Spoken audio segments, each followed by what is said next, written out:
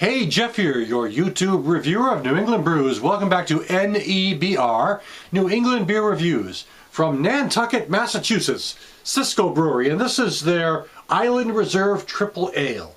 This comes in with an alcohol by volume of 9.0% ABV.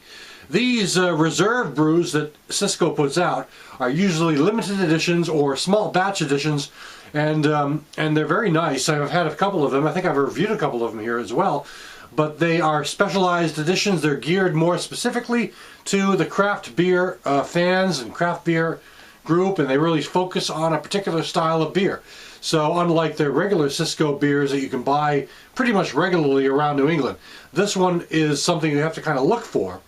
But they are available. So anyway, this is a 750 milliliter bottle, and they only make 30 barrels of this beer. So I'm anxious to try it out because I do like triples, and we'll see if they do a good job or how they do in putting this triple together, because triples are a brew that I particularly like. So, pouring it into this little Leffe glass. I like this little Leffe glass. It's only a little, what, 8 or 9 ounce glass.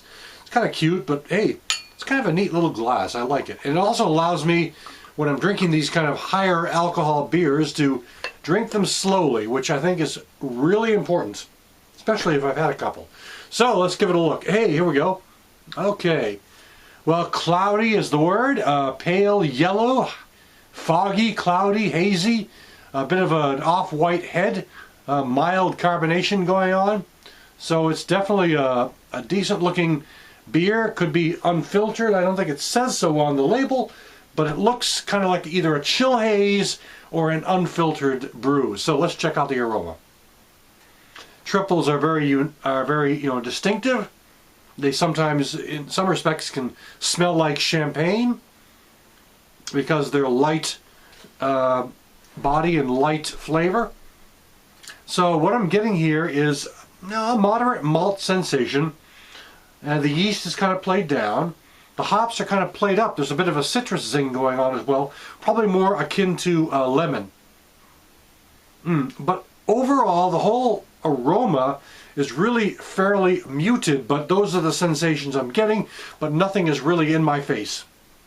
So let's check out the taste.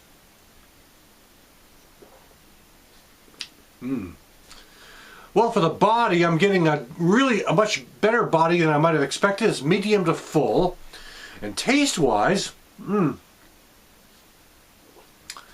getting a kind of a toasted biscuit malt character, maybe a bit of tropical fruit going on, even the slightest hint of pepper. More of a hoppy sensation than I picked up in the nose. The hops seem to introduce themselves more so in the flavor than they do in the nose. And it does kind of bring it out in that regard, bring out more flavor in that regard. Sort of an herbal quality. A lot of the herbal qualities it's really muted. I'm not picking up that really omnipresent clove character that often accompanies triples. It's actually more muted. The herbal quality overall is more muted. I'm getting a bit of a pepper sensation. The body, though, light to medium, maybe medium. It's not a really full body, but I'd say a light to medium kind of body. Refreshing. Kind of beer I might drink on a summer day, but it's not really a summer beer, but it's the kind of beer I might drink on a summer day because it's light enough and pleasant enough and semi-sweet enough to really enjoy, to kind of quench the thirst on a really hot day.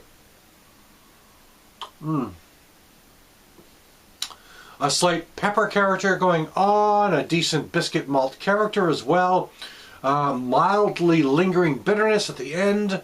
I mean, this is a pretty decent triple. I wouldn't put it really up high on the list of my favorite triples. I mean, there are some triples that are far better.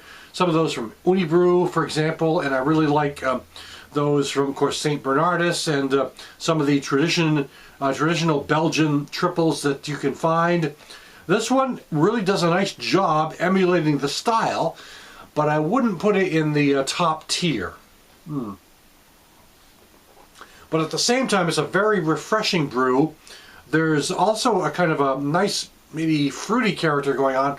Perhaps some pear, perhaps some apple, but there's this kind of interesting fruity character going on as well to intermix with all of those biscuit malts and light, refreshing body and highly carbonated beer as well, and the herbal quality and all that. There's also this kind of fruity character that's kind of playing up in the background, but it's there enough to notice it. A pretty easy to drink beer for a 9% beer. Something I could probably drink fairly quickly, which is not necessarily a good thing when you're talking about a beer with 9 or higher percent ABV. But it's really decently well put together. It's a well put together beer, easy to drink, likable enough, but not really, doesn't go really beyond anything out of Belgium, the original Belgium style stuffs you can find, you know, on the market, such as from, you know, from St. Bernardus and, you know, places like that. It's just, it does emulate the style well, but it doesn't quite get there. Still, that's not to say it's a bad beer. I mean, I'm enjoying it, and I will finish the whole thing off. It's definitely not a drain pour, and it's one I will enjoy far after the time I record this video. So that'll do it for now. Thanks for watching. This is the Cisco Brewery Island Reserve Triple Ale.